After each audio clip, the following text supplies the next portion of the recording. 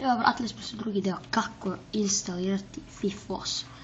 Znači, nemojte me kritikovati jer ja ovo pokazam za neko i ne znaju, ali svi znaju. Dobro, imate kursor, a ja pokazam kursor. I tu. Tu idete dobro. Idete u shit neki. To my computer. Wait! Idete FIFA 8e. Otvori. Crack. Hop! Nema ništa. Ok, Fairlight. Idete, skopirate ovo. Copy. Sad idete meeting utaka.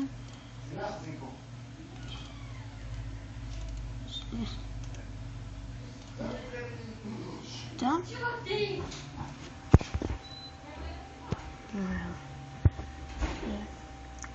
Čekaj samo da se prebaci. Prebacilo se. Ok. Samo je sad, ali obavezno morate da imate ubačen disk. Da biste igrali. Evo, sad ćemo testirati. Registruj FIFOS. I... vidite, ovo radi. Da, što možemo vidjeti? Igrica dobro radi. I...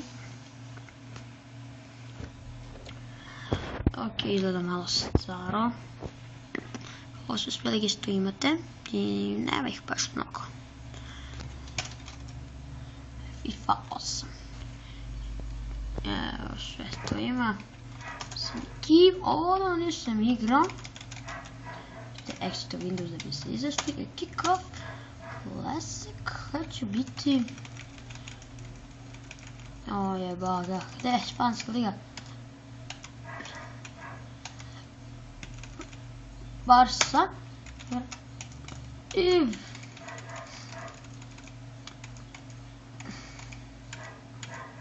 Arsenal. Ja sam Barcelona i... ok, ovo je naša postava. Ok, možemo krenuti na utak. Ok, morate klikati game i... što sad samo da igrate? Na vama je sad samo da igrate. Što možemo vidjeti? Znači kada rađe na... što možemo vidjeti? A gdje trenutno nije zašto s njim. Ali evo možete vidjeti igrica vrhunski odrađena. I to bi bilo to što se tiče ove epizode. Možda se gledali i čao!